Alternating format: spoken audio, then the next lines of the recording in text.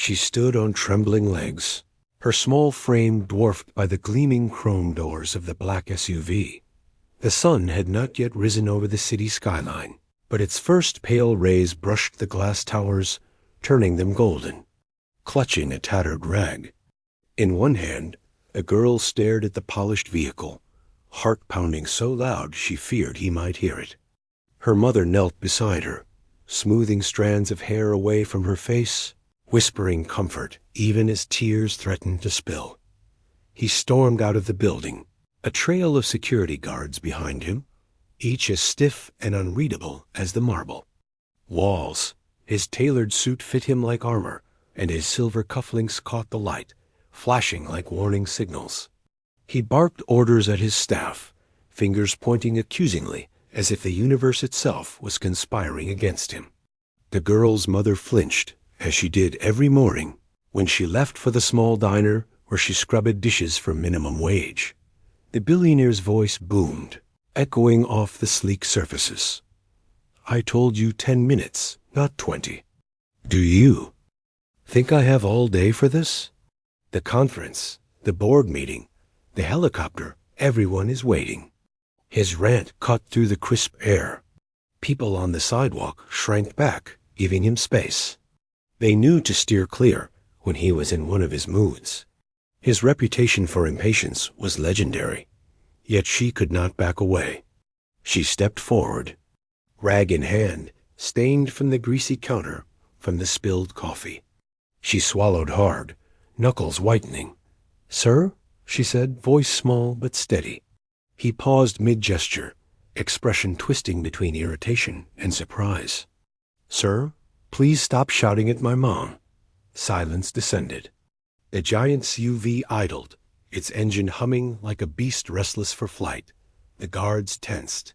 The billionaire stared at her, disbelief turning his glare even colder. Mothers didn't have daughters who dared speak to billionaires. The ordinary never penetrated his rarefied world.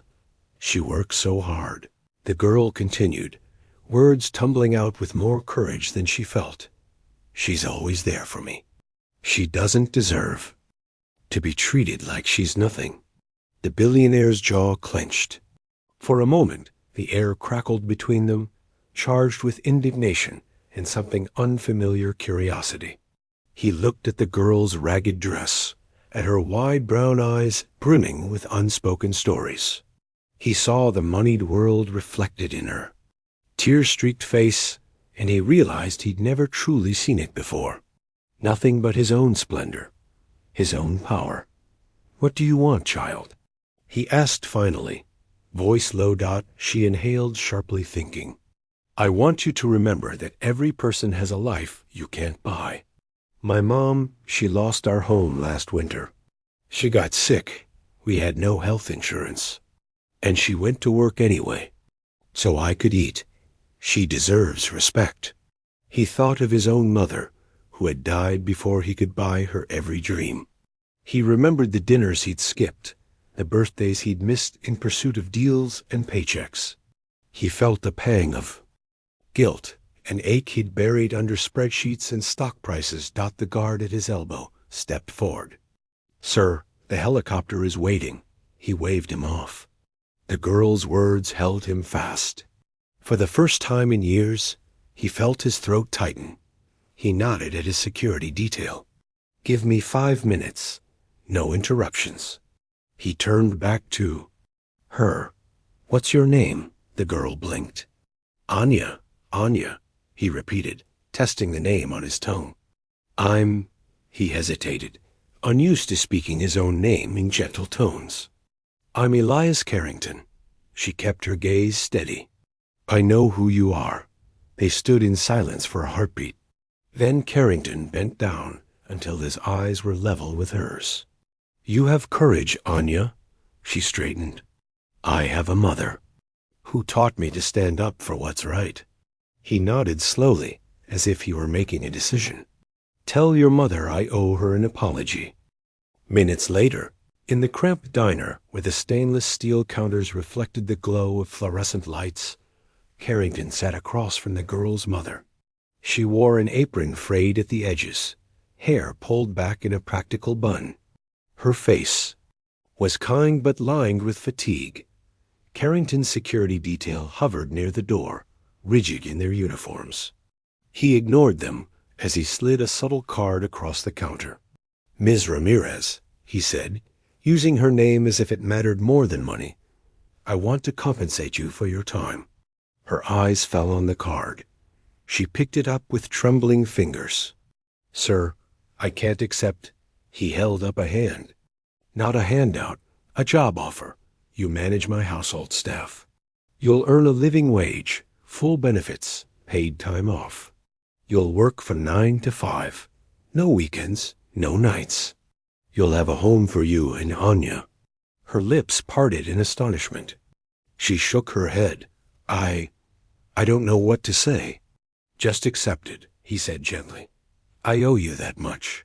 She looked at Anya, whose tiny face was bright with hope.